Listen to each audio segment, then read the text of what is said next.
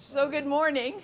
I'd like to welcome you to an 8:15 session. I am duly impressed that there's so many of you that are alive and well. So my name is Jennifer Wright. I'm part of the ACPE board, and all I'm doing is just introducing it. Everybody knows that we record everything, right? And so I'm just introducing, and then we'll let them take off. This is How to Talk Like a Teacher in the Osprey Room at 8:15 on Thursday.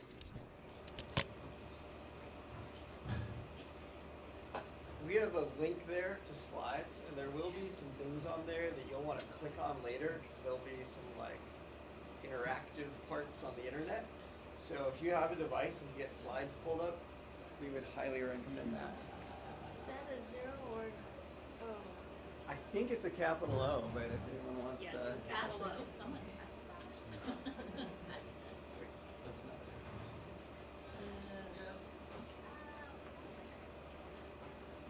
That is case sensitive. This is a 0. It's a 0. Whoa. Should we like annotate that? Let's strike through it. I don't even know how to do that. There's more seats in front if you need a seat. I guess the O is round. We should like get that to and make it work.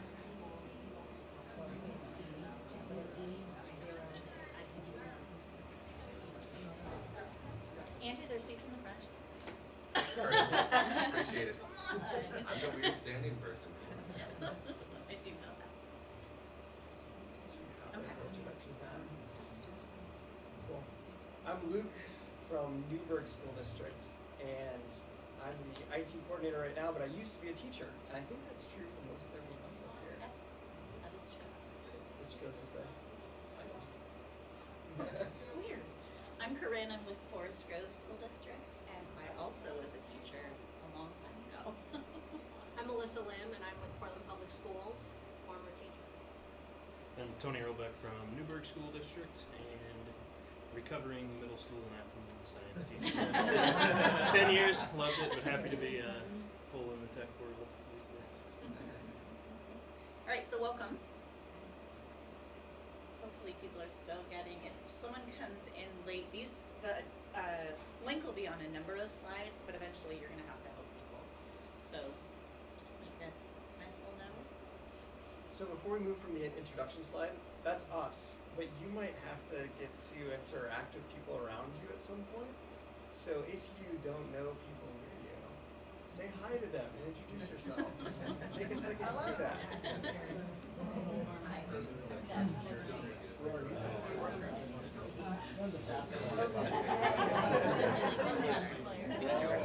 Oh yeah. Are you doing Bitly on all of them? Yeah, I just changed all. Hi. Nice. Nice to meet you. That's way better. Oh, but it got rid of No, I can do it. Does that link change? I don't know. I don't know either. I think it's done now. You did pretty good Elvis or something. It's back. Oh. We have a better link now. So that link is like so much easier. I'm gonna try it. It works. bit.do/teacher talk. Thanks, Melissa. I can spell for teacher.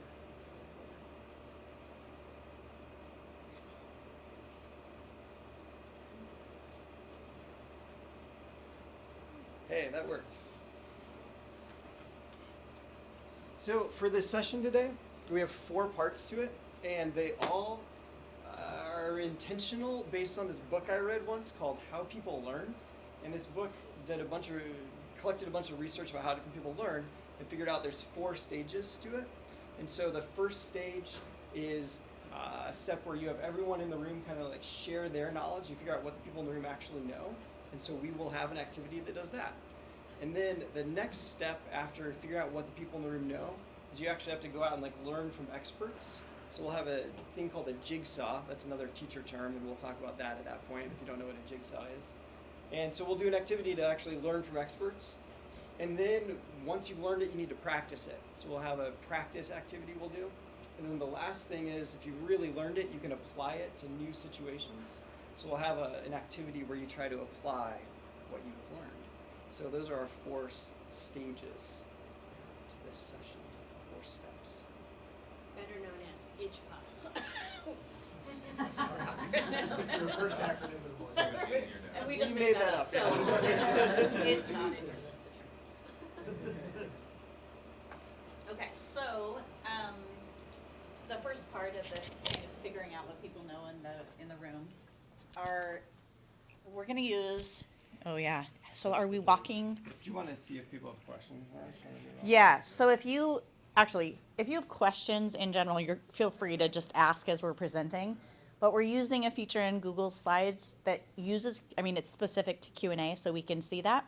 So the URL, which is going to be different than the URL that you see down below, is in a different tab, just the one at the top. And that blue banner is going to stay up the entire time. So if you have a question, then feel free to ask it there if you don't want to be and we'll make sure that we get to those by the end of the presentation. Or if you prefer the old-fashioned technology of just raising your hand, you can use that technology as well to ask questions. It's fairly effective. So did you show up today with any terms that you've been curious about that haven't been covered for you? Okay. You're going to learn some new ones, and then you'll have another opportunity to add to a list as well.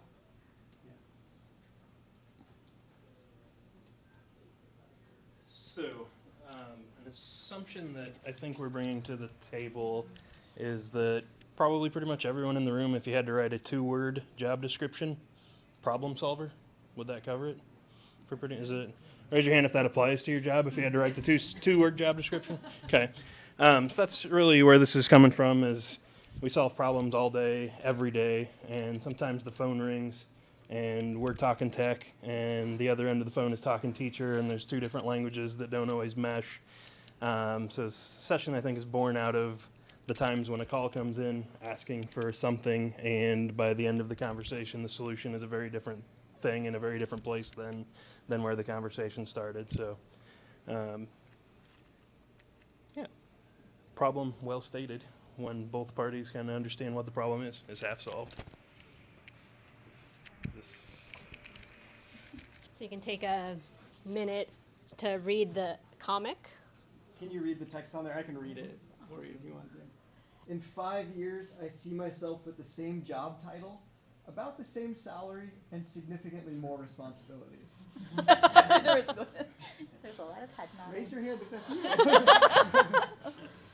you. So what we're hoping when you as you are in this session, is that you'll learn some problem-solving skills. But then also, I feel like there's oftentimes a disconnect between IT staff and teaching staff, as most of you can probably relate. And so we're hoping to give you some knowledge and some skills as to how to connect perhaps more with empathy with your customers that you're dealing with. And so we hope with our 4 activities that's how we're going to accomplish that today. And maybe it'll be something that if you're sort of upwardly mobile, you'll gain some skills that can help you on that trajectory. So you're not stuck in that situation. Thanks. Cactus sap and bee vomit. So I, in college, was an English major, and I was an English teacher for a while. And in that process, I took a course on semiotics, which is a really abstract course about how words work. And in taking that class, I was sort of just blown away at how bad words are for getting ideas from one person's head to another head. Like words, there are just all these problems. Like I can say a word and assume that you think the exact same thing I'm thinking when I say that word. And yet there could be this huge, massive disconnect between what we both are thinking. And so with cactus sap and bee vomit, syrup and honey. Like why use fancier jargon when we could use simpler language that would make it easier to get those words to actually connect? And in my district, at least, we've talked a lot lately about this problem because we throw out these really big jargony terms and assume that everyone knows what we're talking about. And as we've started to try to say it in plain language more often, we're realizing there's really big disconnects between our concepts. And then like if we can't have a shared understanding on like the concepts we believe in, it's even harder to make them reality. So there's kind of two disconnects. There's like the language disconnect between us, and then the disconnect to actually making it happen in the classroom or making it happen in the district. And so one of the moves we're trying to make more often now is like, instead of saying the really chunky big term, trying to just say it in plain language. And there have been a ton of times lately where we'll use some term like universal design for learning. And then we like explain what that thing is in plain language, and everyone's like, oh, yeah, that's cool and easy. We should all be doing that. And if you don't know what universal design for learning is, UDL. UDL, that'll be a term you get to learn today. So yes, words are hard. Let's use simple ones to make sure we actually understand each other. And then the other kind of concept in all of this that we're trying out in our district, Tony and I are in the same district, that's been really useful, is when we get that like help desk ticket or we get that phone call, we're trying to, instead of just jumping to solving their problem like exactly as they ask, we're trying to go in with beginner's mind. It's like a Zen Buddhism term for like going in like with an empty slate, or like just as a beginner, a learner who's like just starting out, and like having that humility and asking lots of questions and whys. And if we're going into those conversations with that beginner's mind, it's really interesting how sometimes like someone might call and be like, I need a new printer, or I need my printer fixed.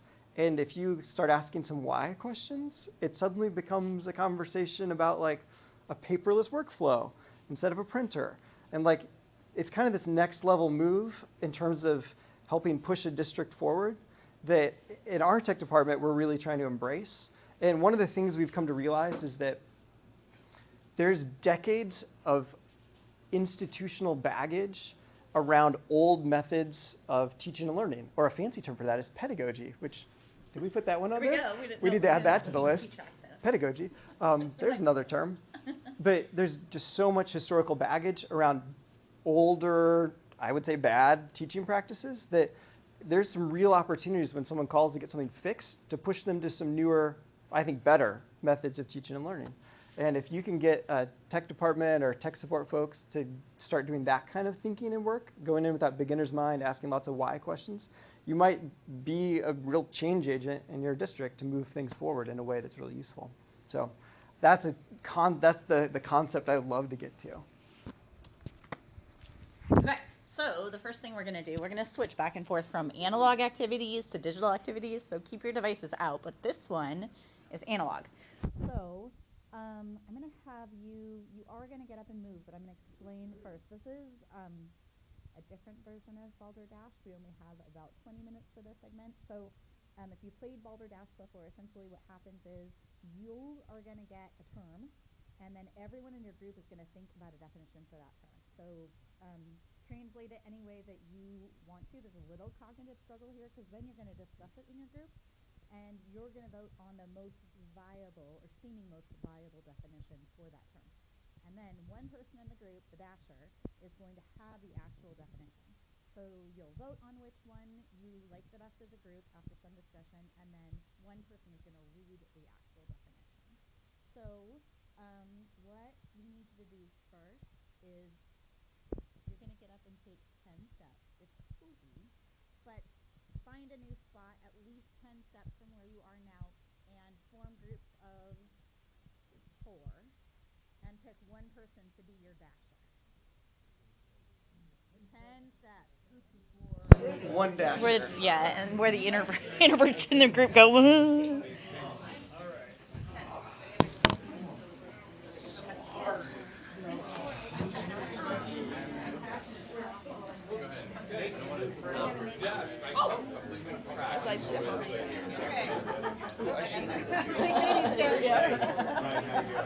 Where is that? Oh, this is the. So let's put this in the back of the room, maybe? Or we can move from group to group. Yeah, I guess we do. Or you could just leave it. Could just leave it here. Okay. I mean, this kind of stuff is shared. Okay, this is right now I'm cutting ourselves off. Yeah, We hang it up high. There, is that better? Totally. Adjustable in all ways. Okay.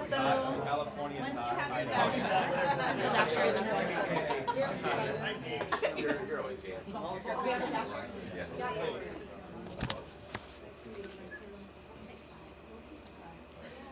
Dasher in this group. You'll need a device to just spin. So.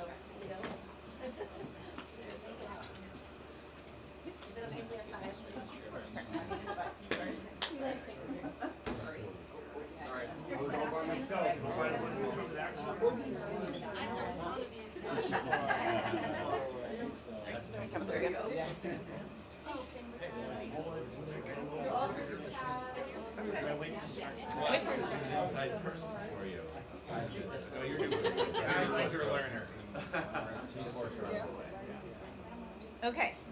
So your dasher is holding the list of terms. Just go through them. You may not get to all, I think there's 7 here. Don't worry about it, because eventually the goal is we have a list, sort of a list of terms that the 4 of us have put together. Things that we know of or things we've heard, and then you will get a chance to add to that list as well. So this is just your first little sort of foray into some of these terms. And so discuss as a group, just give yourself a little think time.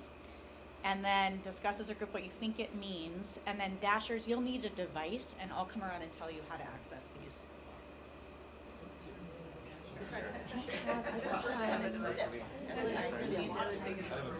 Well, or just. Well, so how we're done at 10. 10 o'clock. 20-minute timer?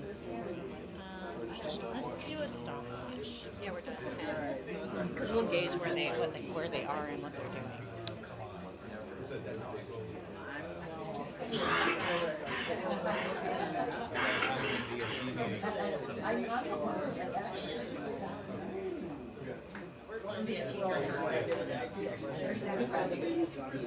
That's IEP.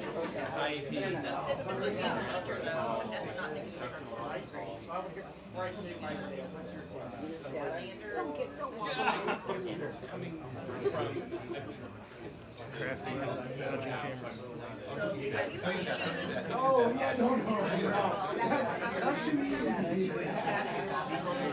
That's just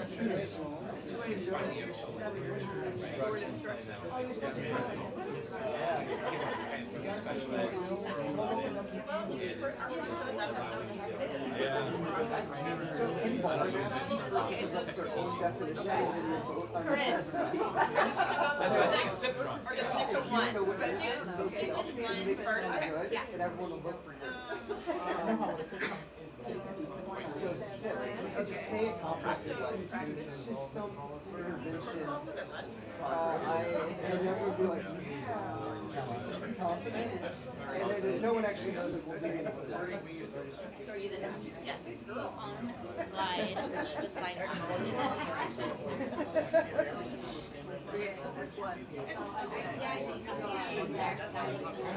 Because you don't know what it is until you get to see it. Another one. standard. Standard instruction plan. Are we writing down? I'm not sure on the second part.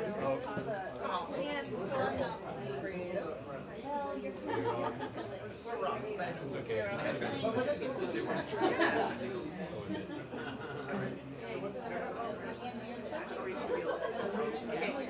Reading the real definition.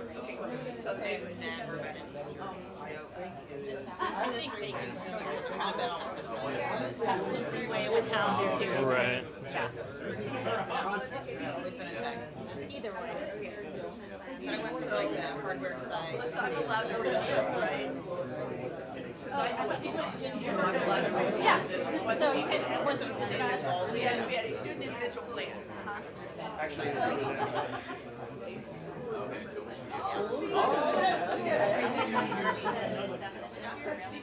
You were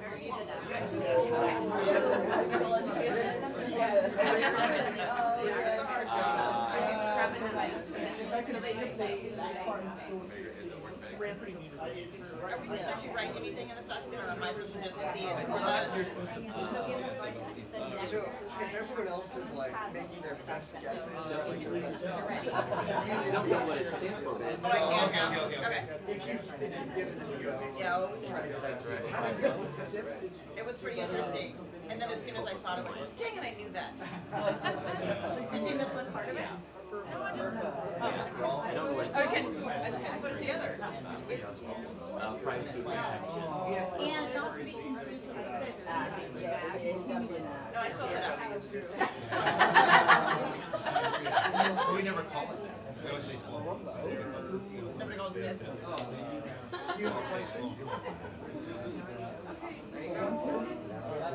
You have to, every few years you have to write. So in the next slide after this one, there's a link to a document when you're ready to use those content areas. All your content is math, science, couple of years. Which is a long list. So I'll it's find it trying out. to raise your test scores, raise their graduation rate, raise less dropout rate, and all that kind of stuff. I know it. I keep doing this. Like, see, who's? Am I wearing? No, it's how's it doing that? It's tracking only me. So then do we move on the next one? That's weird. I actually don't know. I didn't know what. I have some kind of stuff. I know what it is.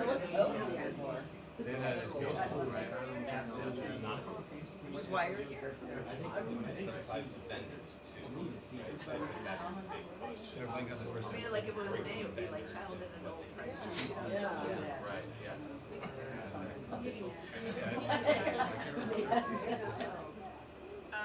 It has to do with student learning. Did you all know that one? Let's put it this way. I'll put it this way. If you watch any national news on education, that's where everybody wants to get rid of it. Yes. You know it's They important. hate it. It was came through with Obama and Part of the reason why it's Now it's laughing.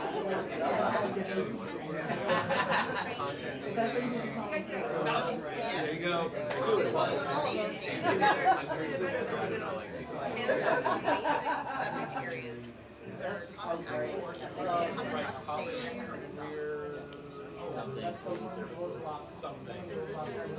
Whatever it really is, ours is As a parent, I would like to check out.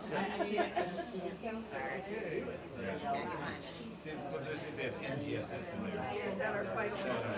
Oh, they don't. Next generation science. So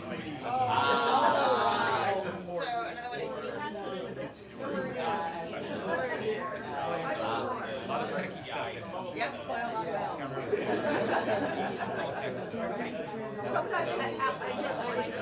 Welding, belt stuff, net, printing,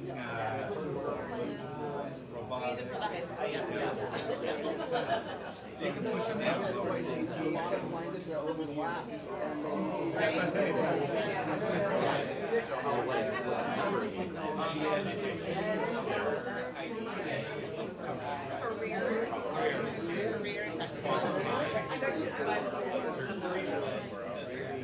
Tech credit, career, tech credit, tech credit.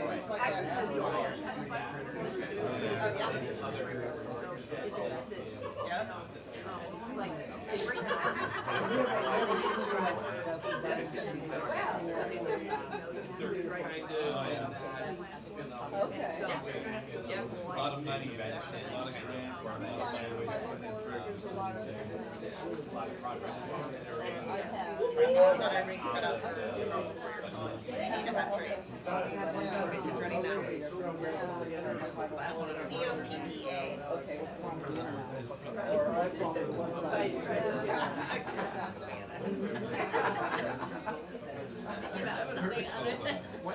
Maybe I have it. I don't know. Stopwatch running. Faded out.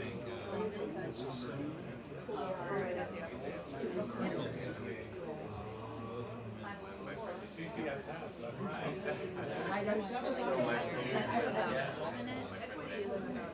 Yeah, Like maybe it seems like people are close to rap schools. Okay, okay. You could check and see.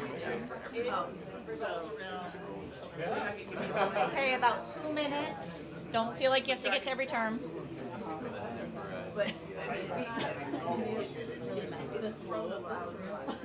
Oh yeah, that's fine. Learning is messy. And like that's one of the things I want to talk about. Is like we could have stood up here and just told you all these terms, but it's way better to like talk about them.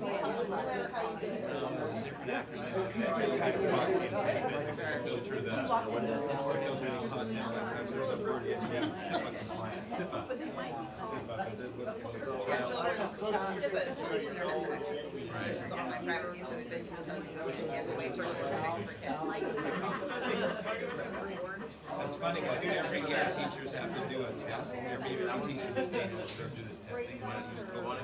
They talk about the different levels of protection. You can give away their social security number addresses.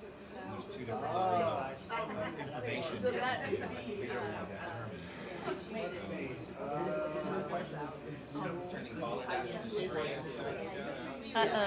Tony, your timer. Oh wait, no.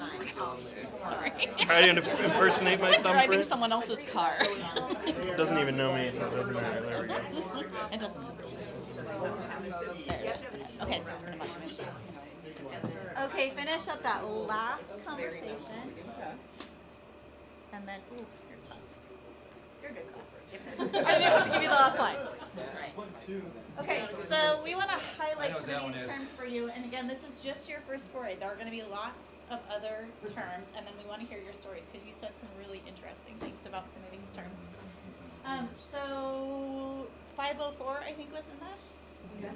So numbers, like we use numbers to describe quite a lot of things. And that's when you read about it. And now a little kind of side note, the definitions that the dashers have, it's a long list of just things that we could come up with.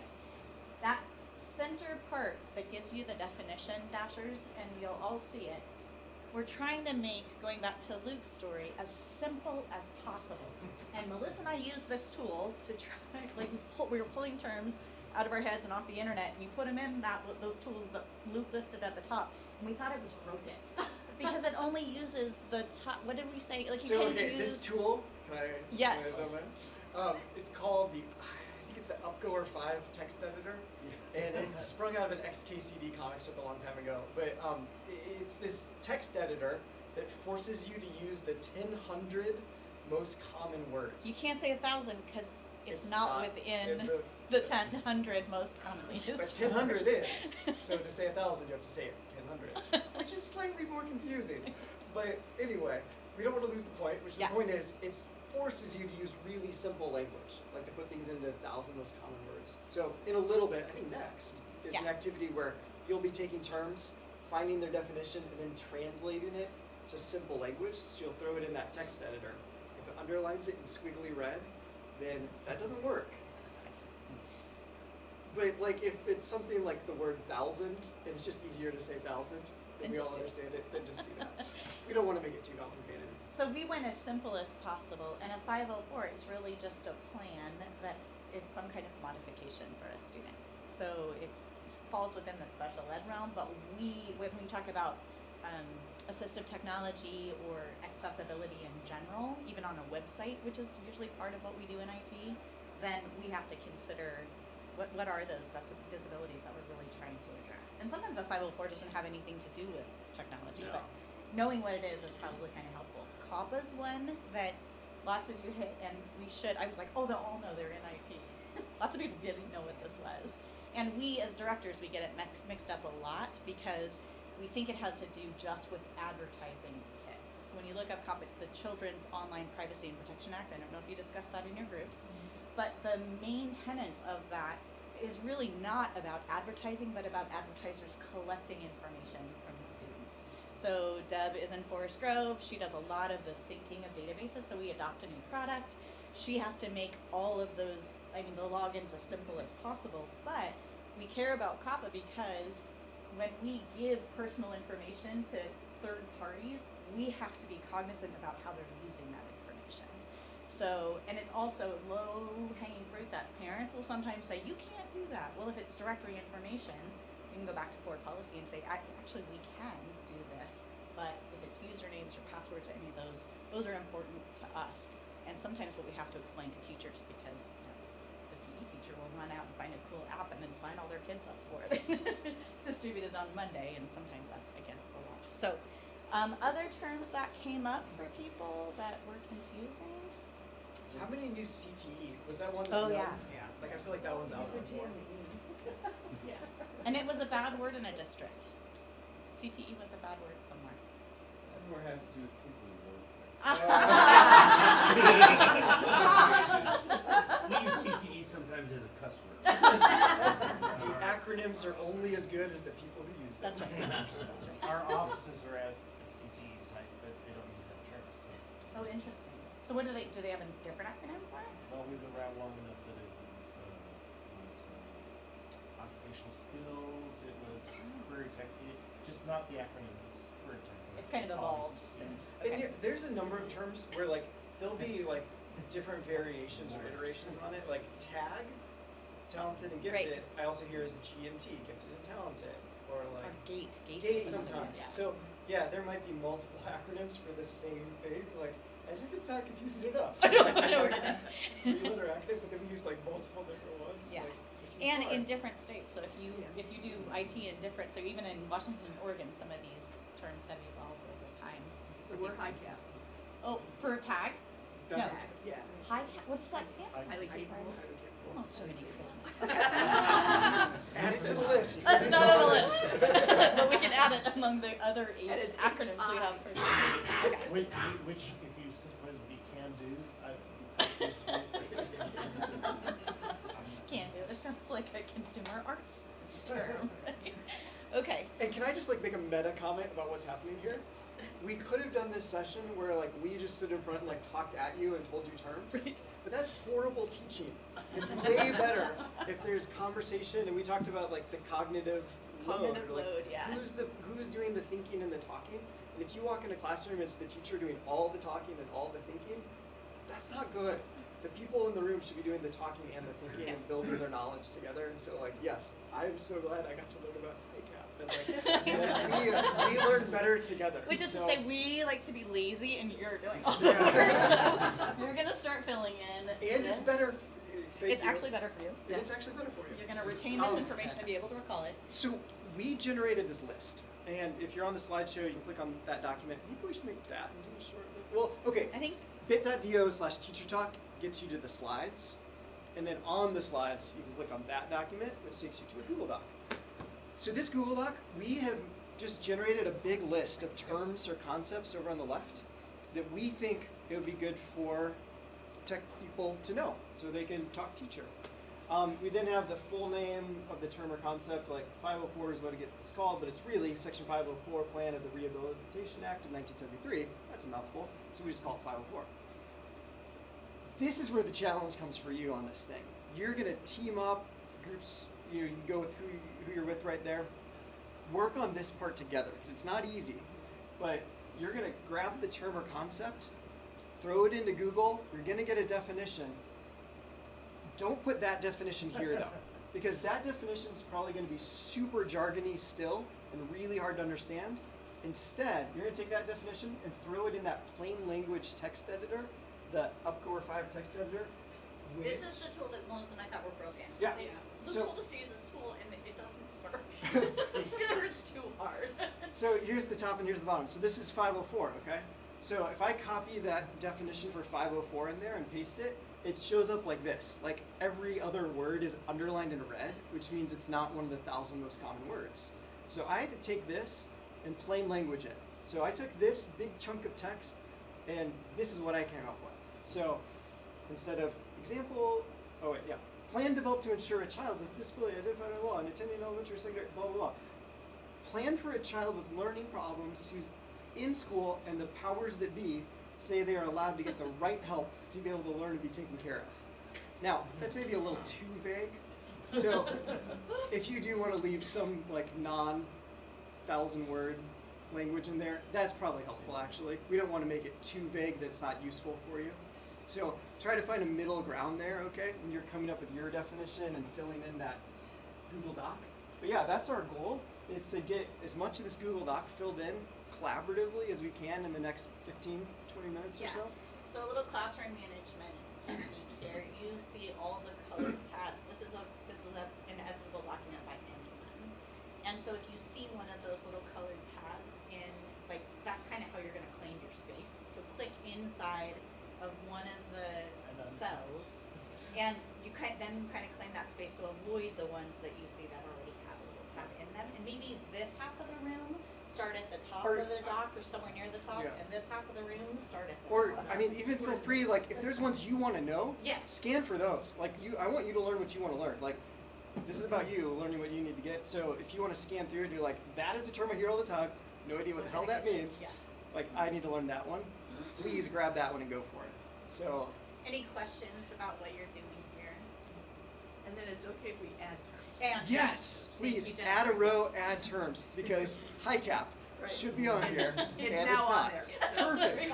I love that. I did it first and then after. Okay, perfect. And then if you do have time, and you can think of, while you're thinking through the term, like, oh, there's a connection to IT or the tech world, like, throw some ideas on there of like how it might connect to the work that most of us are doing. So. Well, let's get to it. If you have questions, we'll be wandering and can try to help out and try to plain language things with you. And if we need to get our devices out there, and yeah, we might. Are on a timer? Yeah. 15? Yeah, we're basically just trying to find a way and Do a timer and then we can check in. Just make sure that he has a. Oh, there's tons of terms in there. Or is there one particular example?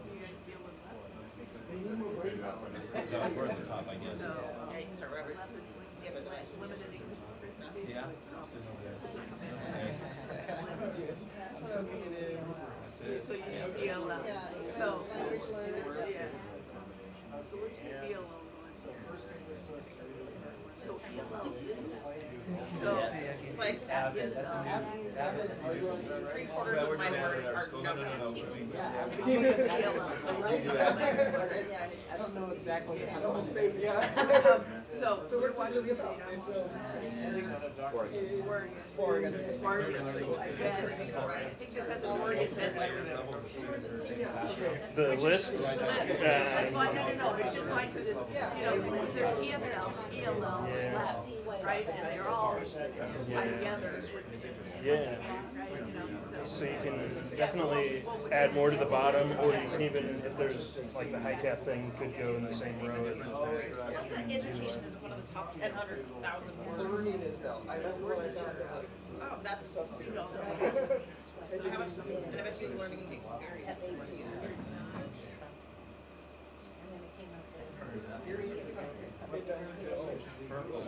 Experience is one way. So if you want to leave that one, that's fine. You don't want to replace the acronym for different simplify your version, your simplified version of it. That'd be awesome.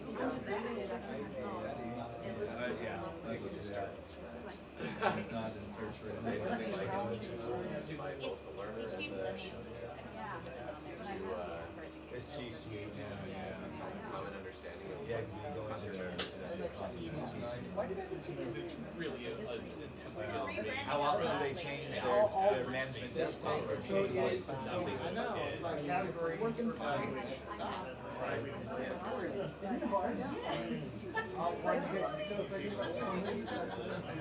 Well, look at that, probably some from Google itself. Here, G Suite, see?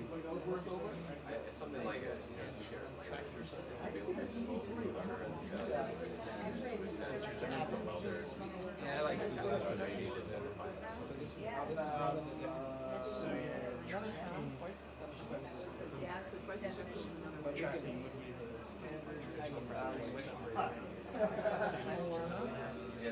Did you look at it?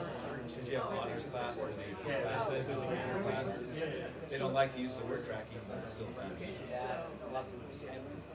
That's the I think that's what that's saying, untracked. So this is for Trying to break that. Google search came up with Makes sense. and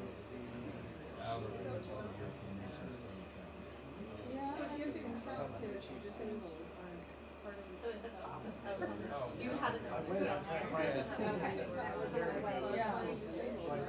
Copy and paste it right there. See what it says. It's a great demo.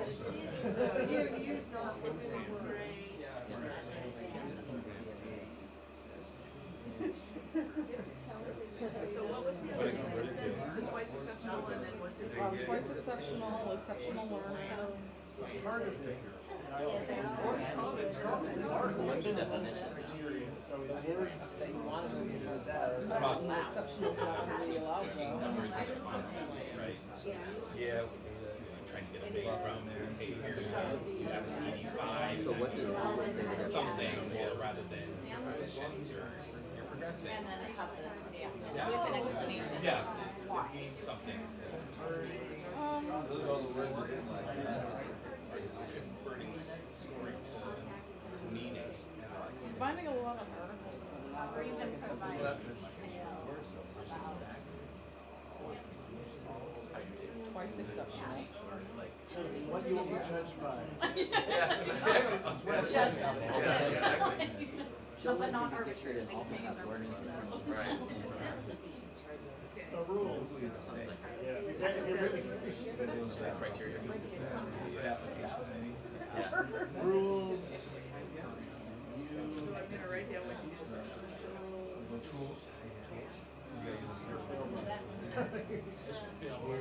A shared understanding of results. Twice exceptional, abbreviated as two.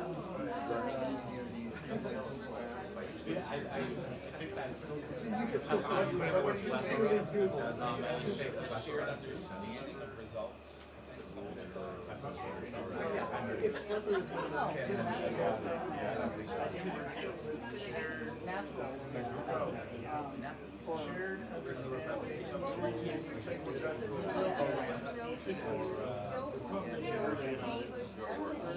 It's not as much. But don't capitalize it. This is the problem. We know those words.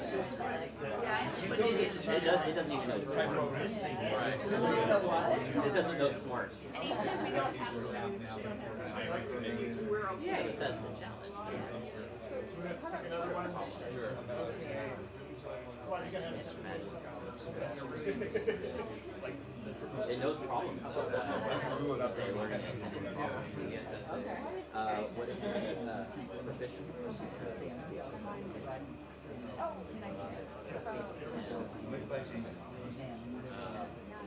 Stamp on Steam or on there. Good. Already. action or not. Not good. So you said smart. Smart doesn't know. Is this left brain or right brain? Yeah, how would you Well, that's what you're doing. The dad's continental proficient, talented English.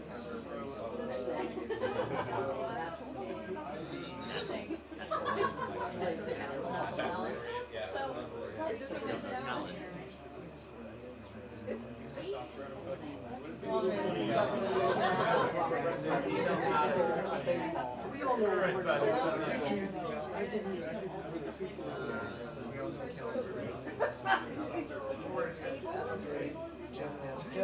Which one are you working on? Avid. There you go. Oh, Avid. Oh my goodness. Will we have that? That's Can we have that? Yeah, there's some talk going on.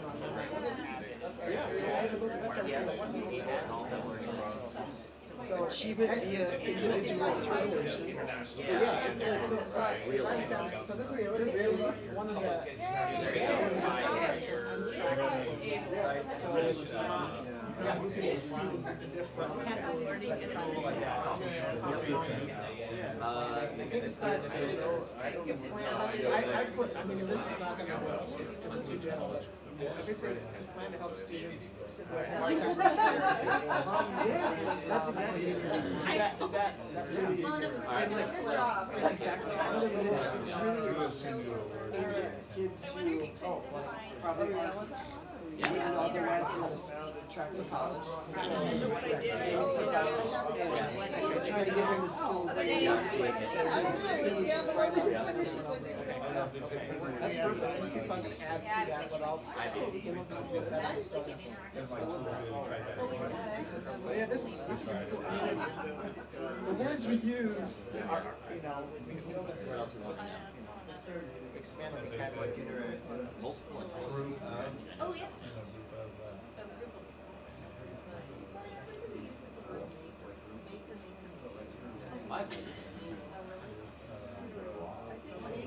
Like they have maker spaces in schools now, right? Or building the schools where building the maker spaces. It doesn't really have a teacher. So yeah, simple as Allegations may have to stay, that's all. classes. And they use a lot of stuff. Yeah. Yeah. Classes for But it's an entire program. Social with STEM, approaching implementation, project learning, hands-on collaborative. But I'll be Like we're building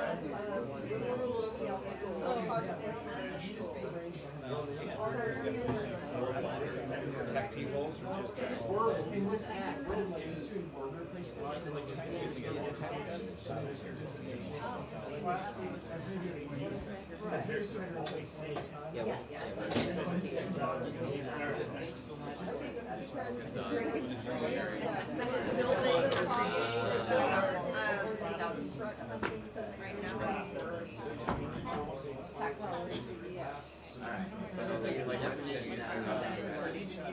Took it away. Probably 9 o'clock. every element of your school is certified to meet this criteria. I think ODE and state markers are running their policy.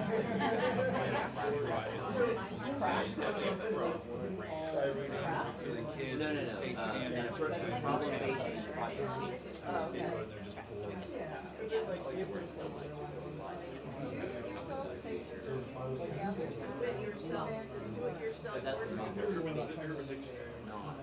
Yeah, I don't think that's gonna help much.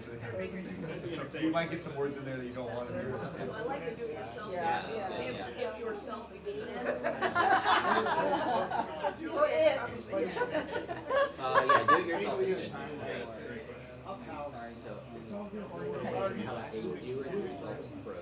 So we've got maybe like 4 or 5 minutes left on this. And one thought that seems to be helping people is instead of like trying to do like word replacement, like try to understand the concept and then rephrase it kind of in a more general way. And if there are some underlined words, totally fine. You can leave some. That's totally fine. We won't mark you down. We won't make your summative assessment have a lower score. Using authentic assessment.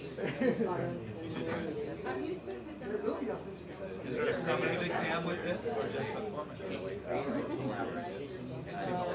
Like technical terms that Someone must have given me the things that you're It's right there. It's just following you. It's following you.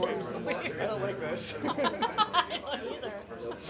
Really? You know, explaining to the teacher what they did to resolve it, and it's a paragraph worth of stuff that the teacher. Yeah, not paragraph. Well, no, it's like if you're saying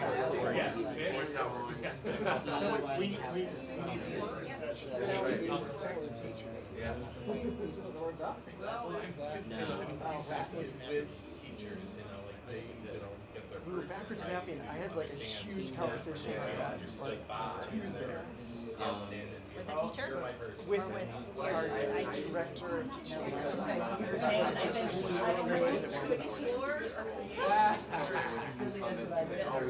So just try to use their goal. Usually the going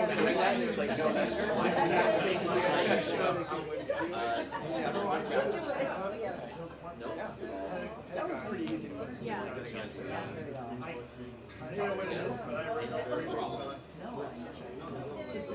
My understanding is that it's just that is your practice. We're not really having a teamwork learning. Teamwork learning. What about team learning?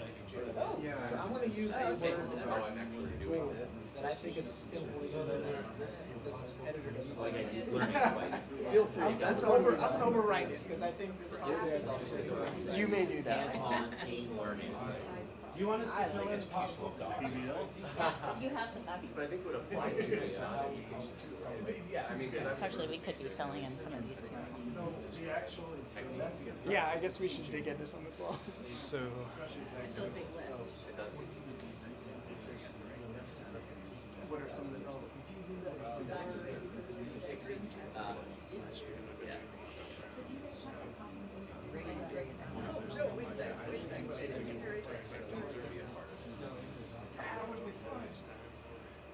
Yeah, let's do it. I love it.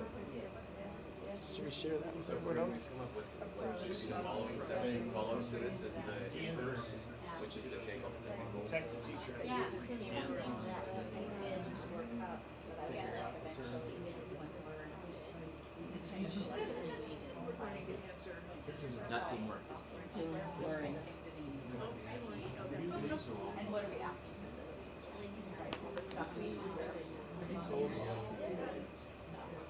We should probably wrap up so we have time to debrief and what do you think? Yeah, sure.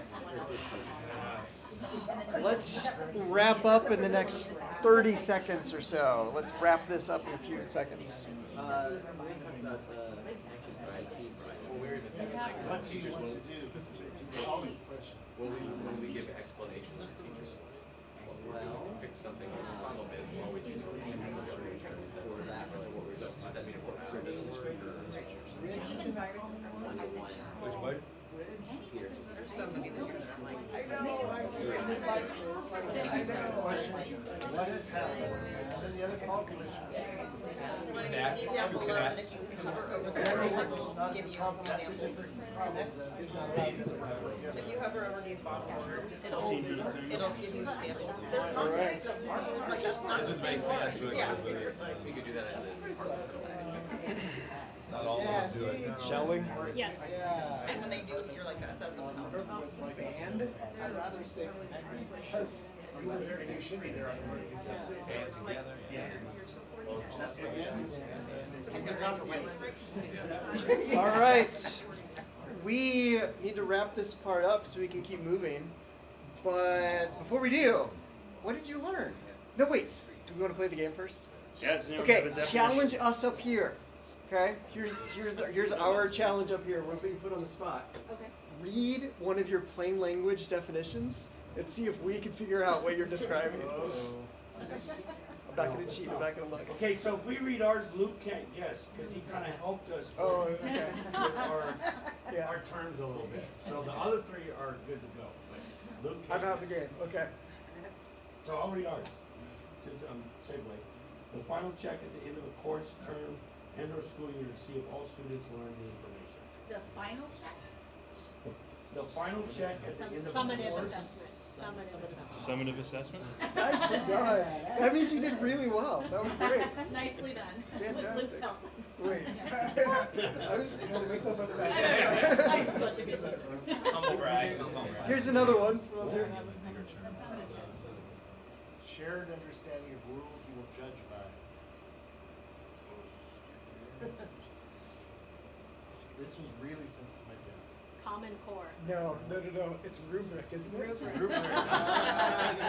So yeah, a rubric, because you want everyone to understand, like, these are the rules by which you're going to be assessed or judged. Yeah.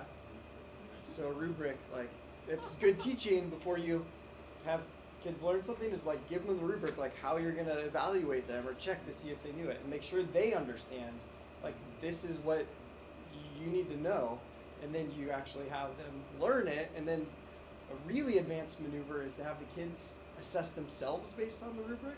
There's some studies that show that really helps them learn. Because sometimes they'll look at that rubric and be like, I was supposed to learn this, I didn't learn that.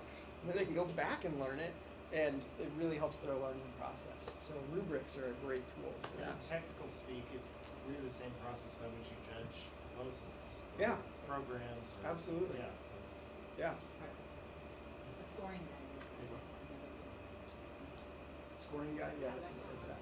Eric has one. Children can be really able and also have learning and attention problems. I can't remember what the term is, but I know what you're talking about. I have to sit this one out because I I don't remember the term. This is terrible. but it's when, yeah, they are tag and IEP. Oh, it's one of those. Is it terms tag that- and IEP? Tag and, Well, not IEP. Necessarily, But well, it could be. Close. It is, yeah. what's the It's term? the gate. It's a gate. Gifted and talented with learning disabilities. Yeah. GTLD. Yes. Or So- because we, High twice cap. exceptional. Twice exceptional is what we call it Twice also, that's right. exceptional. Have you all heard of this? So this is, like, I don't know, conceptually, like, when I first ran into this, I was like, oh, okay. But like where a student could have some sort of learning disability, but also be, yeah, exceptional in some area as well, that both could go together. Brains are unique, it could be both. Sometimes it is. What else? Challenge us, yes. A law that gives parents the rights to protect their children's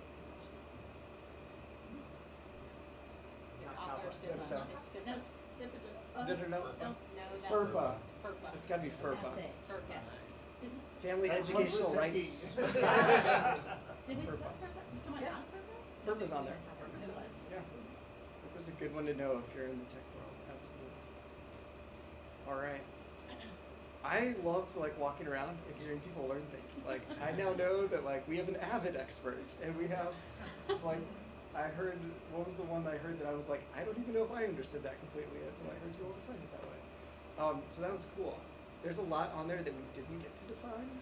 So feel free, when you're at home later. Jump on the dock and keep adding things. Yeah. All right. Are we ready to? Ready to move on? Yeah. Okay, so we're going to have some more time for practice right now. And we're actually going to play a game called Quizlet Live. And so each person will need a device. You'll want to either get to the slideshow or I'll give you the link to get to Quizlet Live. But I think on the doc there was the term gamification or gamifying. That's a big trend in education in terms of trying to turn things into games while you're also teaching concepts or standards. So it makes it more fun for kids. So if you've heard of badges or micro-credentialing, those things are definitely trending in education.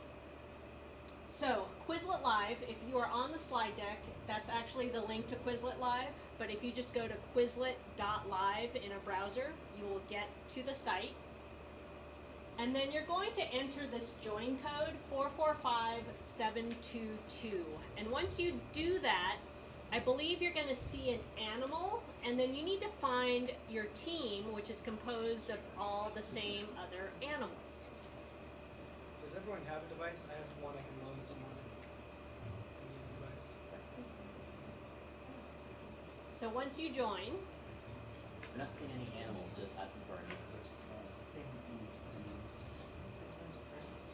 oh, after you enter your number, after you enter the Number, then your name, then it's. Oh, here we go. It's just quiz. I'll just wait until, well, I'm waiting for everyone to join, and then when I say create game, and then you'll get the animal. Okay, you will get an animal, don't worry. Everyone gets an animal. We're rule followers. So compliant.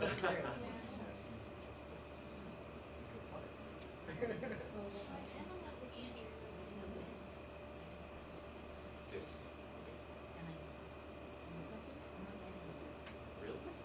You're not so bad. What? I think there's 27 people in here, so I've got 22 logged in. So I'll And wait. if you don't have a device, Then you we can do have just- one yeah, we extra can- here I can loan out, or you could- or you could team you up could with someone share, extra, yeah. if they're willing to yeah. But let's wait till we have everyone in. Yep. Yeah, to start this.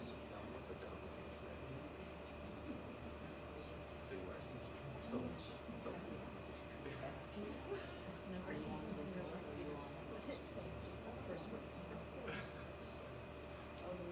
Is that why? Yeah, give us Okay. Well, obviously. The actual conference. But it sucks from here, not from Well, Rachel Fish. Well, it used to suck in the room. Is everyone logged in? Not yet. Somebody having wireless issues.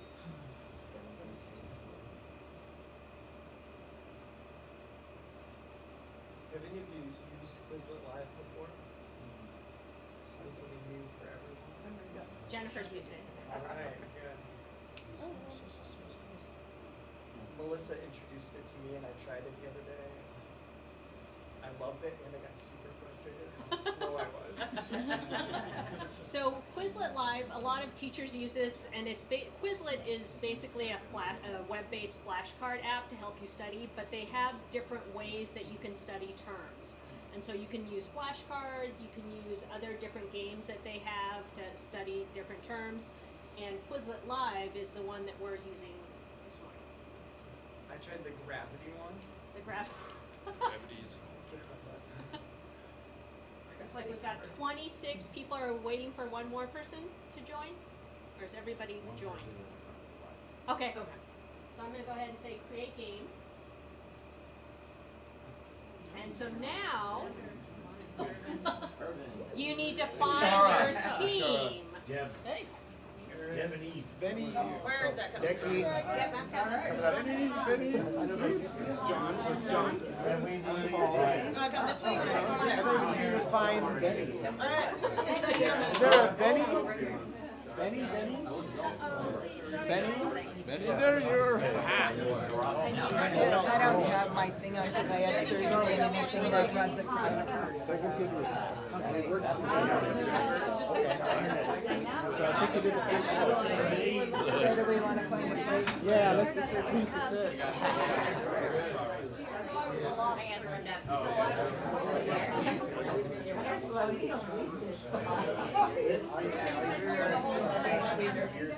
All right.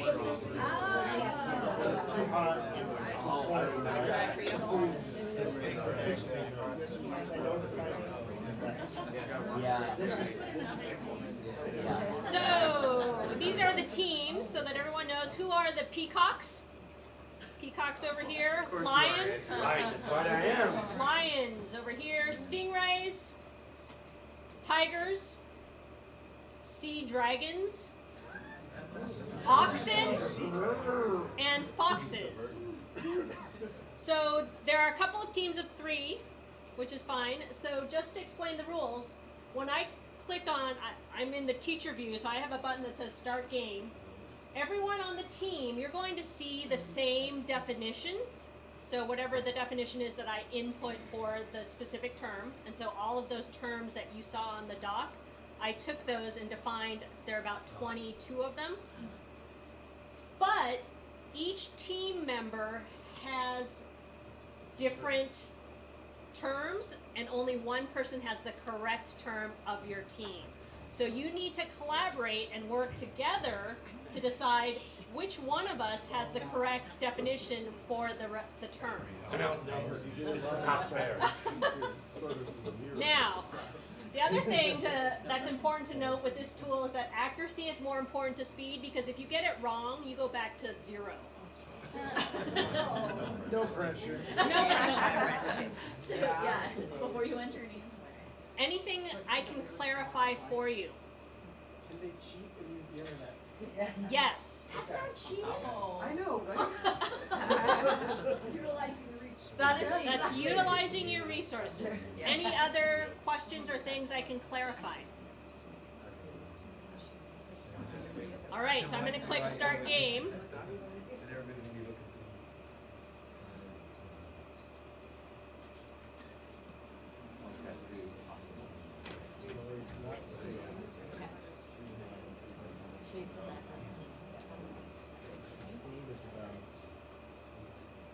Might be personalized learning. So you need different. We have different. We have different. Yeah. Because we have those. Well, that's why we call it. Shuffles questions. We have to add that. Or is it just shuffle? There it is. So we have to compare my 40 or I don't think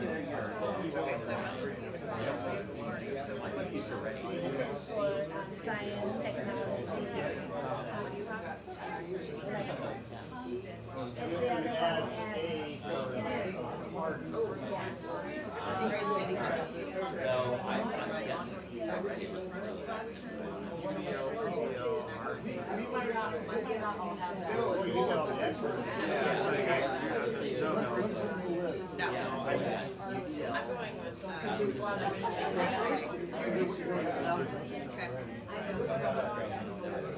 Oh, dang it!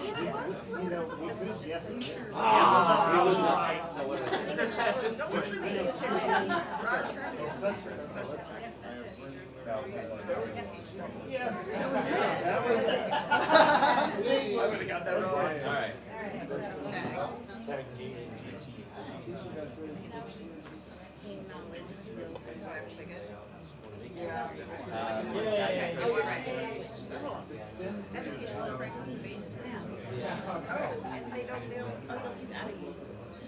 Oh, because it's specifically relevant, so this would be.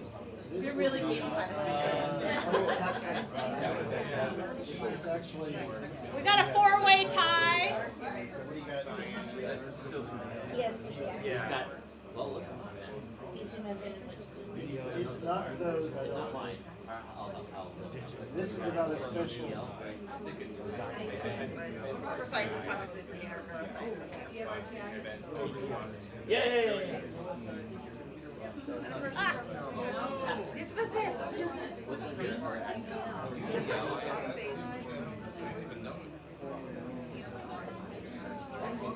It might be first.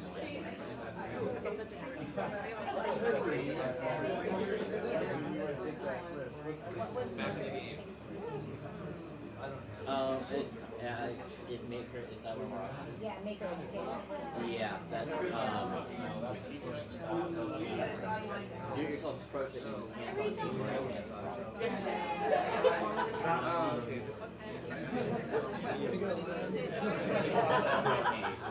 I think it might be like that. Do you want to take it? Sure. Okay.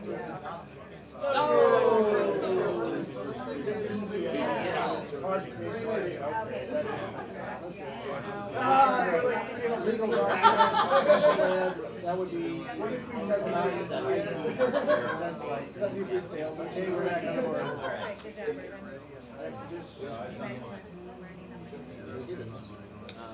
Which was. Whose Yep, side? I have it. Okay. Oh! That's so wrong! Okay. The internet was wrong. Hey, no, I didn't have it though. I wonder if I have to refresh, because remember I had a blank spot. I have, So when we take it, like I answered one in my spot was but a blank it was gone, and so when we just That's why I wish you would have and it starts back wrong, and then it showed up. So when it told us to Sounds like a person. oh man, online discourse media. Oh! Formative assessment. Okay, so this is IEP. Well, we're at 0, so it must be find out. Teacher ready again. See, look, remember blank. Yes. But then, I get the wrong answer and it.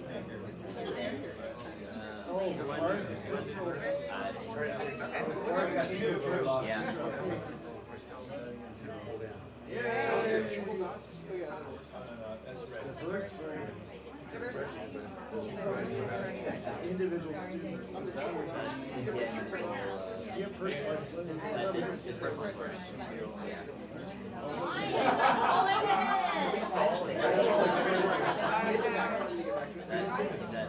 Is that UEL?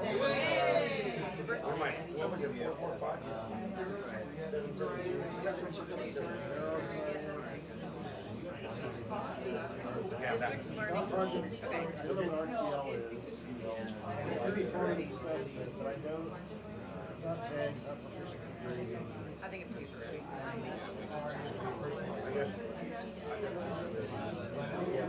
Maybe like 4 blocks that grid and see what's going on.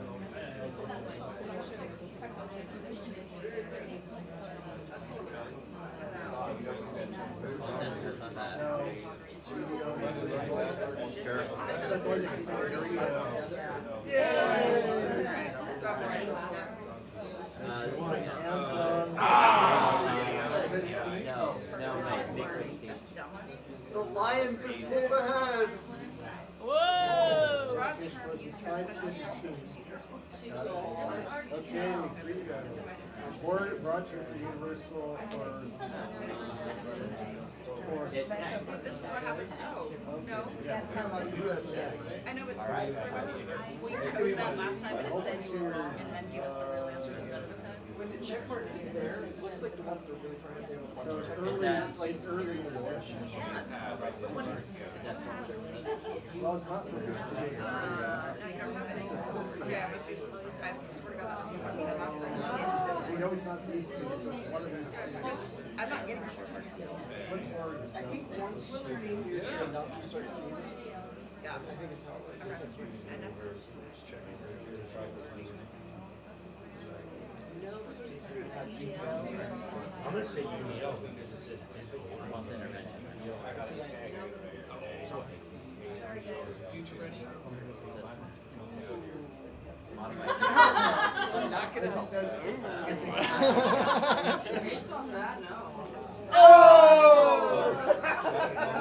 Did you go back to 0? Yes. Oh, they tied! No, they're back to 0. Okay.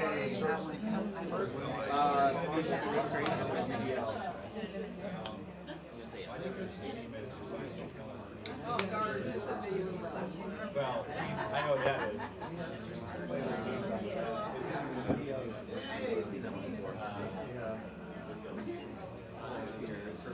Formative assessment. Yeah. Which one is it? Oh.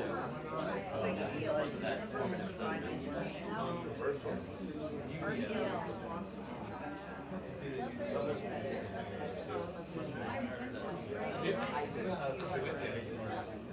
That formative grading. Yeah, but this is their educational.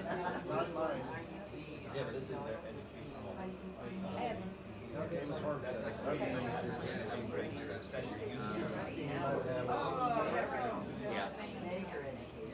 Oh, we have a winner. Is that you all? Wow, that is perfect timing. Well done to the Lions. Jill, Matt,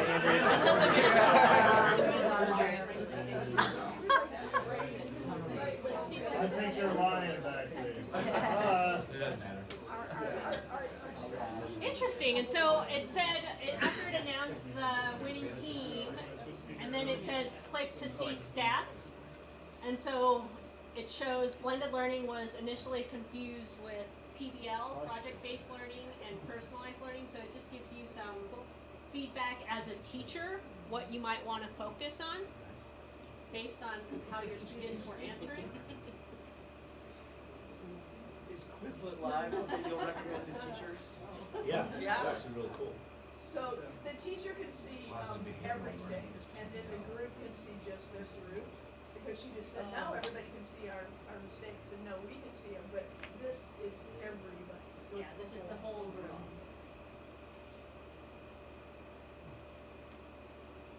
And there's definitely definitions on there that I would never associate with what they had. Our PBL has nothing to do with that. Our PBL is usually a positive behavioral learning environment. Ah. Safe, responsible, all that. It has nothing to do with Yeah, different, totally different meaning, So, that same yeah. acronym. Yeah. Is that related to PBIS? Is that one of them? Same. Yeah, same thing. Yeah. But positive behavior learning environment? Something like that. The PBL teams and PBIs. Yep. Once again. Yeah. Any other last Steve, comments Steve. or thoughts about this activity? We learned through failure. We failed our first few, and that was how we developed He was down to this like failure valve, like, and I screwed up, and But can you remember the failing learning forward. curve is just type the answer is. What? Tell the right answer. All right. Alright, so next up is an educational strategy called the Fishbowl, where 2 members in the group get to be fish, and everyone else gets to be people watching the fish swimming and observing about their swimming. What that means is made up help desk scenarios, and I totally botched it. I was gonna go down the hallway and pick up some of those little PVC things that look like phones the kids used to hear themselves read, so that we had props to pretend like we were really on the phone. But I didn't get those in my hand. But this first scenario is a school secretary calling help desk to put in a request on behalf of a teacher. So the 2 fish in this scenario are the secretary and the tech person that's answering the call. So I have little slips of paper that describe what the secretary knows and some tips. Actually, I think the tips in this one are you're on your own for the tech person. But sometimes there's information to guide you. Sometimes you will feel yourself having to just kind of make things up and kind of saying, if this were actually me answering this question, here's what I know about my environment and my scenario, to kind of answer questions. So we're just gonna role play these out. You can take a wild guess here. They are laden in the terms that you've seen over the last hour. So a couple fish, a couple people observing how it goes. We'll work our way through this scenario, and if there's time, 1 or 2 more, and then ask some kind of questions about the experience and how it went. And I think that's everything. Do you want them sitting up here? We're gonna do mini fish bowls Mini fish around the bowls, got it. room. So, yeah, as long as everyone has 3 or 4 people, or all the groups have 3 or 4 people, we should be good. So at this point, if each group wants to nominate someone or have someone volunteer to be the secretary putting in the call and somebody to be the tech person, I will give you your little roll cards. So this is the apply. And this is the apply part, where we are now. Yeah. I'll do secretary. I'll be Always tech, but Okay. secretary. Secretary. Is You're always a secretary. Big fishbowl. Unless we need to be together. Secretary calling in. Secretaries, when you have your roll cards, this is secretive information that only you know. And other group members and the tech do not know this until you kind of converse your way through it. Melissa? Do you want to? And then the tech people that will be receiving the call, Melissa has the card there. So in true role-playing fashion, when you have studied your role and you're ready to begin, secretaries, you're going to start with ring ring, so that the tech person knows to answer the phone. That's the ending. What am I doing?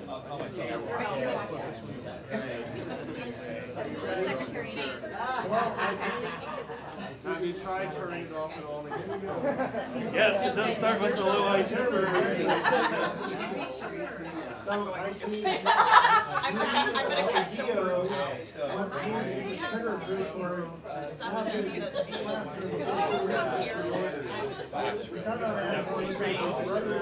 We get an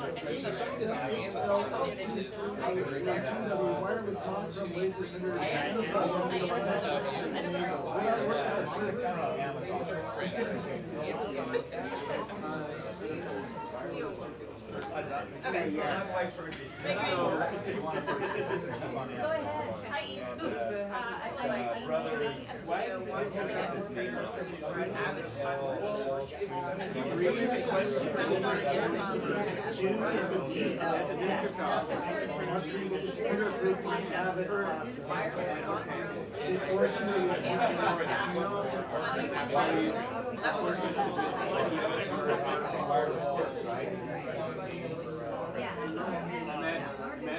Yeah, typically, secretary person. Secretary trial. So you want it might be a no. There may not be a no. Well, I need a printer to work with. So, the printer's gonna be used personalized learning. The notes that the teacher wants to gather evidence or But it's on Tomorrow, how's that?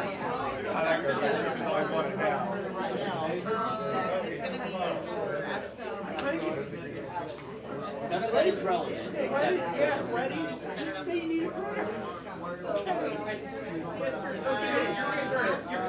don't know. I just got the video. Teacher wants to gather evidence of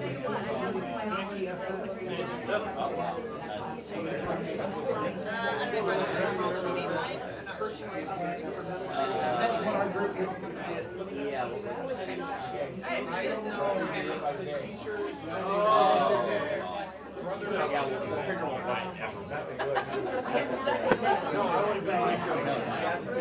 First of all, do you know what happened? I don't know what that stands for, but it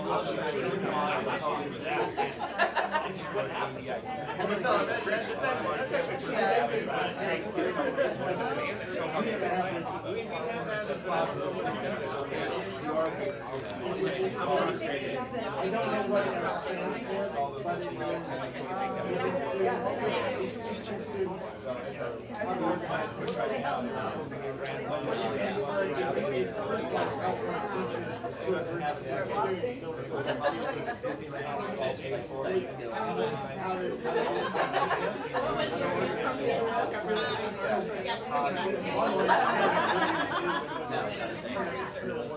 Contact the person who actually made the request to make sure that I have all the details of what's going on.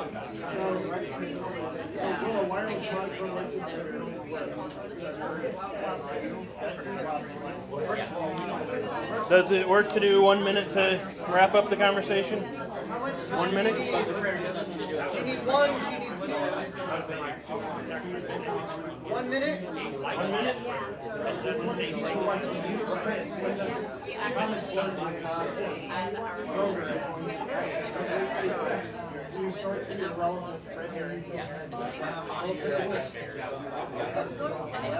But in our district, that doesn't mean that it's approved.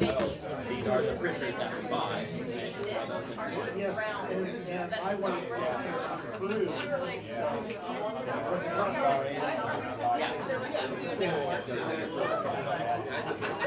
Don't call it health. We appreciate the math, you guys, but I can't show anything worse. It's one of my favorite national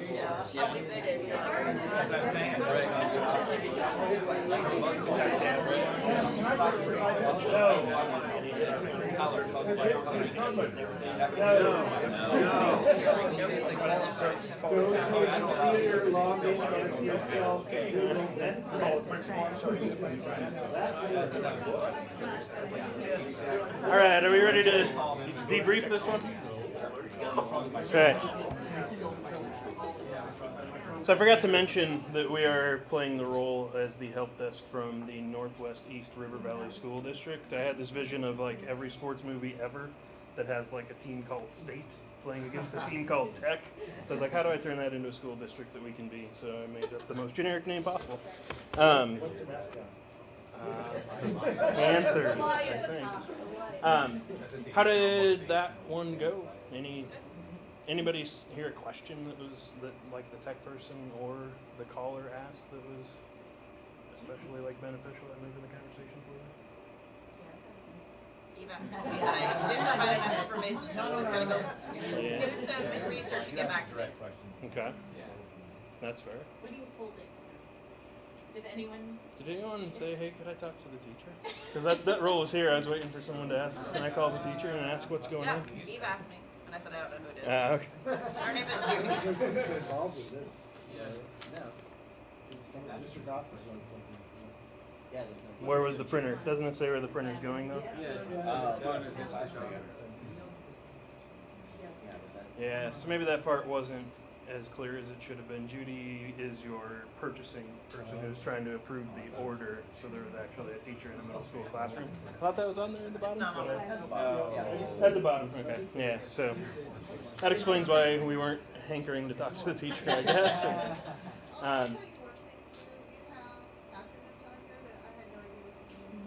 Okay. So that was another thing. Yeah. How did that? That's where it disconnect can Like be. CCSS. Yeah. So how did that affect the conversation? Did that impact it or drive the conversation?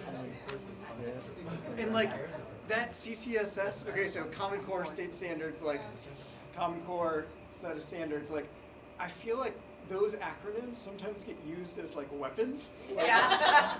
I need It's a important because I have an CCSS acronym for it. RTI, so you're gonna do this for me. It's like, And then let's talk about what that acronym means for a second. Like, what's the real thing But going those on? really don't have anything to do with the printing issue that was going on here. Yeah. This, And like, this is parsing it down to, they want a printer to print. Yeah, that's, Why, they don't need to know, the tech guy doesn't need to know. I don't need to know but to the figure printing. that out, you have to know. So. do you all remember that beginner's mind concept? Yeah. Did anyone practice that and try that? The like asking the whys to try to get to the. And hypothetically speaking, if this were an actual ticket that came to me last month, we didn't really happen. But if it did happen, what might have happened was we shaped the conversation and steered it towards an HP printer that matches the 40 other HP printers that we have. Very logical. We set up the printer. It's on the print server. Drivers are there, locked and loaded, ready to go. And then guess who gets a ticket asking me to, the person allegedly in this situation to install this printer on all my Chromebooks. And then the reply was, well, actually, Cloud Print kind of exists, but it really sucks. And next fall, it's not going to exist anymore in our district. So let's talk about what you really want to do. So we And that's failed kind on of- that ticket, basically, is what happened. Allegedly, And we if it wish- were a real ticket, we would have failed. And we wish that was one where we had done that beginner's mind thing, where we asked more of the like why questions, like tried to dig into like, instead of like just giving you a printer that works for your setup, like what's really the thing that you're trying to get done in the classroom? And that's really hard when it's not the person making the request. Like if it's the secretary asking for the printer, you need to maybe then make the jump to get to the teacher to dig into that. She said they do that. We did ask where you're gonna print it from, desktop, Yeah, laptop, that's an important question. Of course. Yeah. And that's when everything stops.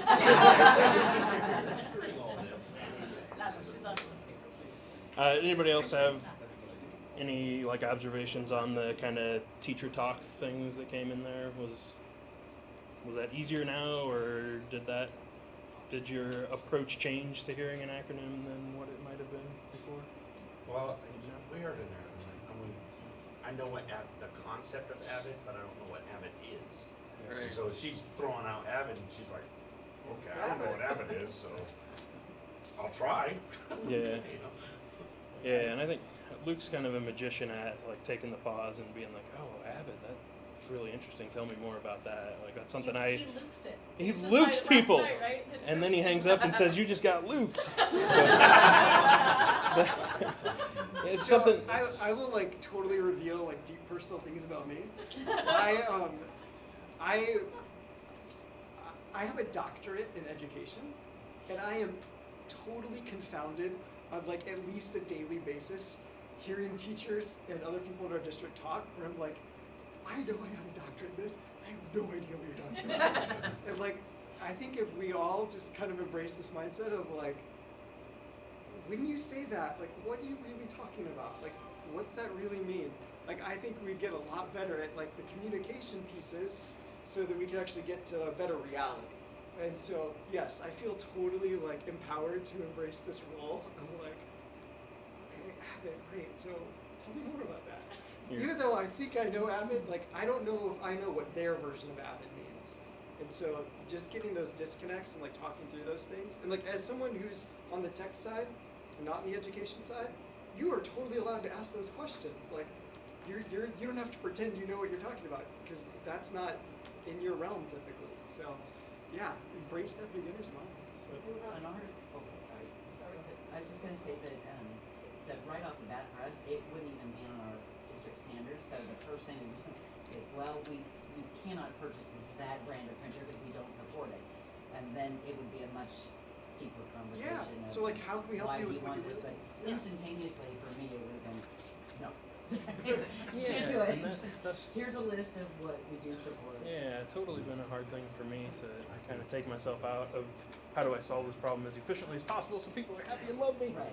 To what is this CCSS evidence you're trying to compile? What are your students actually doing to really get at the core of the problem, getting the problem well stated?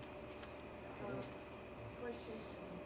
In Northwest East River Valley School District. I know very little about this district. Generally speaking, I saw two different approaches.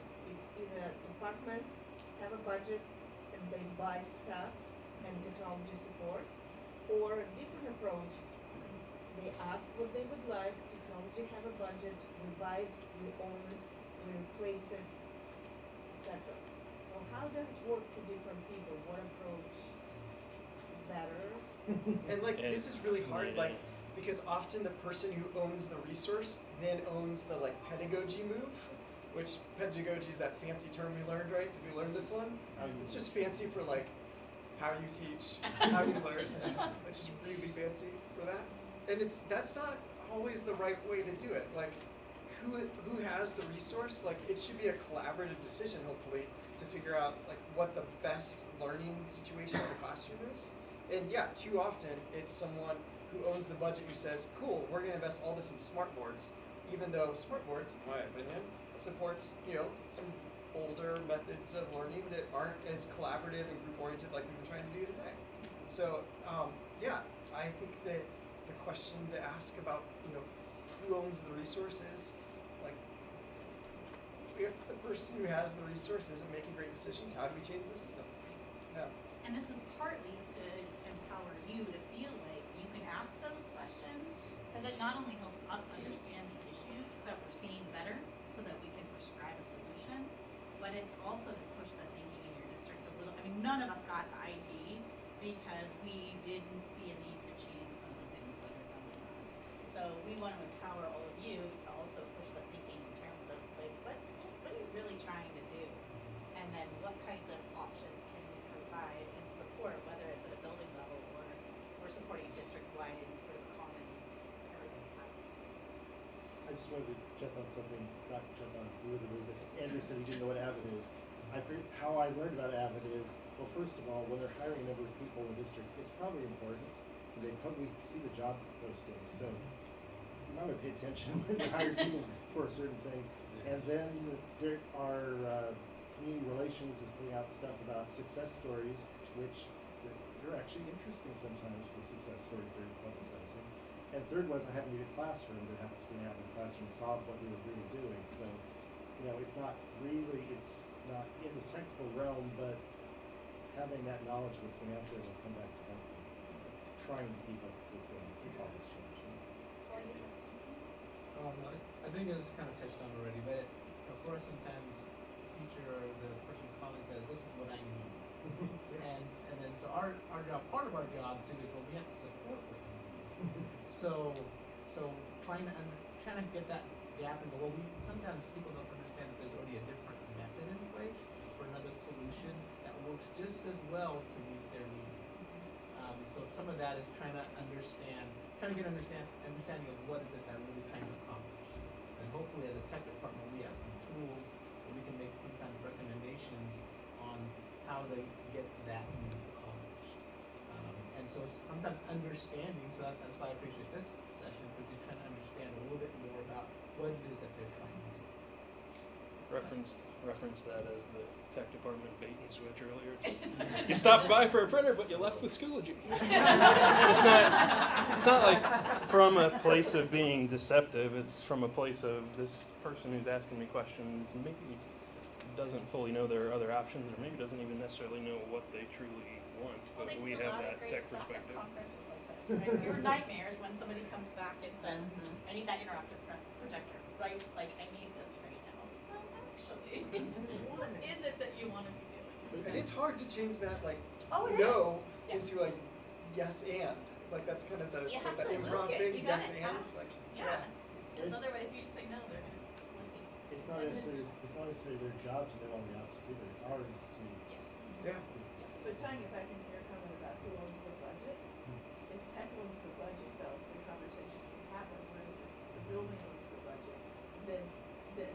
I'm Jennifer Wright, physics teacher, and I tell you that this is going to make my classroom better, all of a sudden I know how to interact with protective things. But yeah, well, it's here for magic code. Yeah. Or when the PTO owns the budget. Right, oh yeah, right, yeah. Yeah, Robert. We've seen kind of an interesting hybrid structure in school district where you have like we I do desktop support, so traditionally my job is really sterile to just fix items, you know, request budget code, things like that. But I think we're at a point where like some of the technologies for STEM and machine and CTE are really sort of matching the period we're at in time. So before you had like kind of old school teaching methods, but now you have the ability with more affordable technology for classrooms to really advance quickly and to really teach some valuable stuff. But who keeps track of that knowledge? Like as technicians, we absolutely have the ability to troubleshoot anything, but you can get into this crazy territory with like, and then you also have people who, like Paul was touching on, like what do you need and what do you want? And some people call I want this. Well, is that really going to cover your need of what you're doing, or is it, or are you going to keep spending money on this territory where it doesn't necessarily allow you to advance with the education to 5 years to be obsolete, so it's interesting to really kind of get involved and try to find out what, because they want to teach this awesome thing, but they don't necessarily know what it's awesome. So.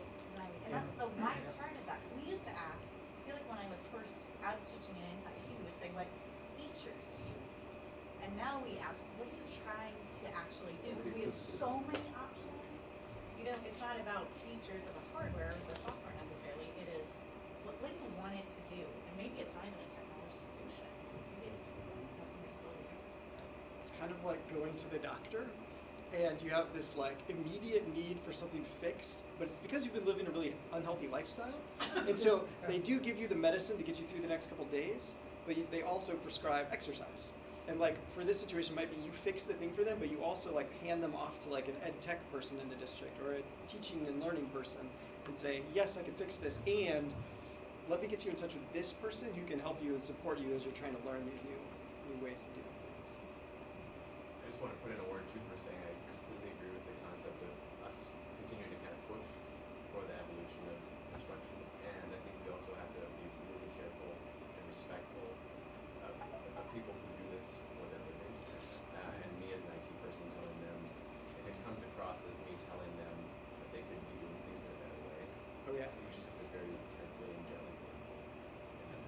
And unless those teachers know that you've been in the field, they don't respect your decision by pushing down on them your educational thoughts.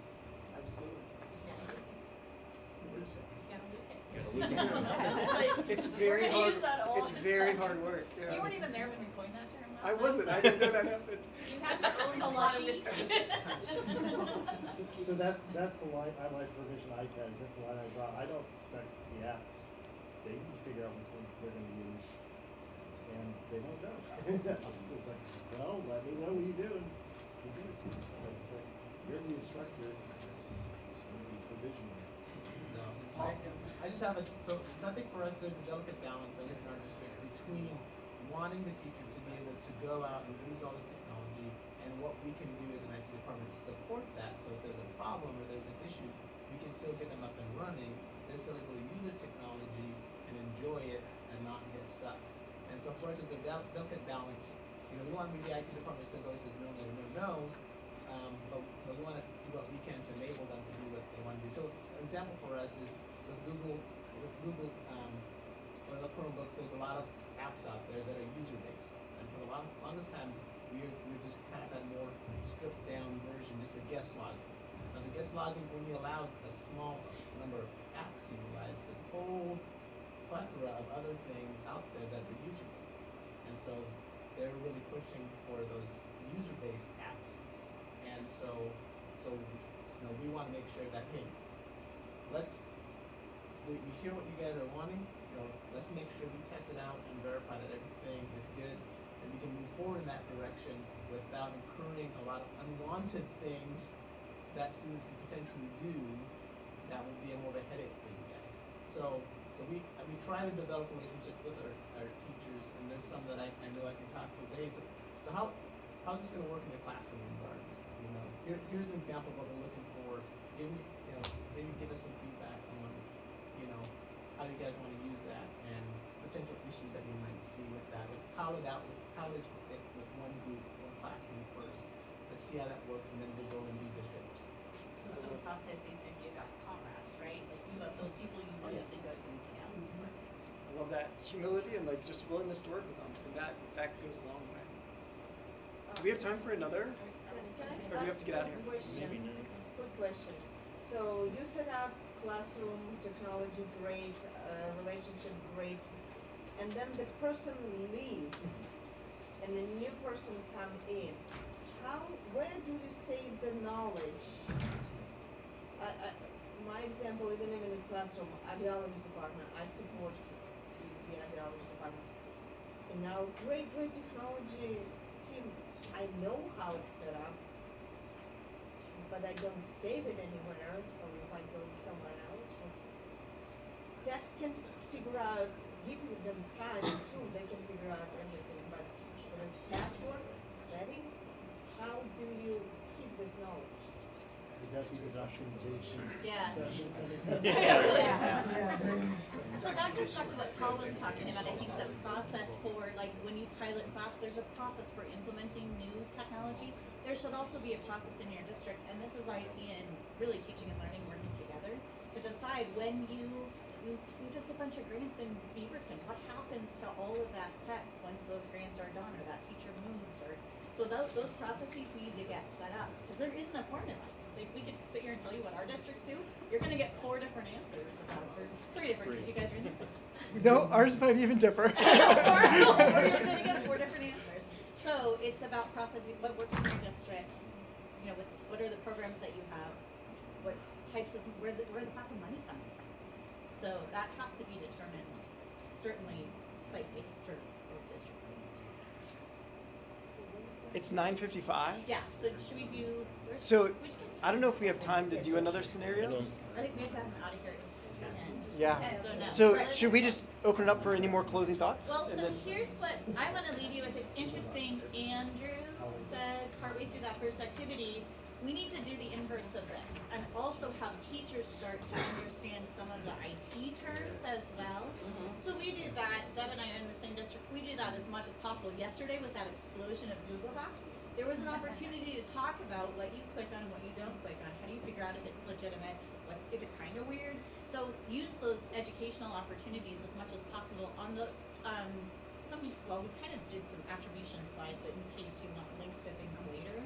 But on the 17th slide, what I started to do, and it kind of threw out as I've been in different districts, is developed a list of when you're a teacher and you're buying technology, here's what you ask technology folks, and here's what you ask facilities folks. So it goes back to our conversation about where's that money coming from, and then how do we, we can lock it down. If I'm using an object code that has to do with technology, then it should run through the technology department. It doesn't always work that way. Because you can use lots of different codes for lots of different things. So they can avoid us altogether. But having that list and starting to crowdsource and educate people in your districts about those IT terms and what are you asking for. And when we say support, we have a very small staff, and you go outside of those support guidelines, don't blame us when we say you're on your own if you go through your PTOs. So there are some questions here that I need to link at the top, but this is an editable document, so if you think of other questions that should be asked of each of these groups, add them to this doc, and then use them. A good place to interject this is, in our district, to apply for grants, the administrator has to sign off on it. The grant, before you apply for a grant, these are questions you need to have. Because they have an incentive to get the grant, they have to go through this, and if they don't go through this, they're not using whatever they get for free a year from now, if it doesn't. Yeah. Well, and I involved facilities because the first grant I wrote when I was teaching was for laptops that came with a cart. And we needed to know how big does this massive cart fit through the doorways? So we were measuring doorways, and then we blew circuits all over. And the custodian on my back constantly, you can't plug that thing in certain places in this building. Here's where you can. So it wasn't just IT, it was also who's gonna hang it on the wall, who owns the wires in that wall, where do they have to go to equip to do that? So add your questions here and we can kind of crowdsource some of this and take it back to your districts and really start to foster those conversations.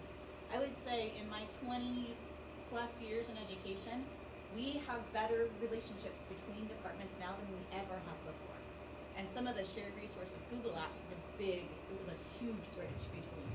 That was a big change for us, but we still have to foster them. So thank you so much for your participation today. You worked hard. We're clapping for you all. You did all the hard work. And so we are upstairs at 10:15 for open session. There's more scenarios if you want to practice more. This one talks about the mainframe. It's really good. Thank you very much, guys. This was great. Thank you.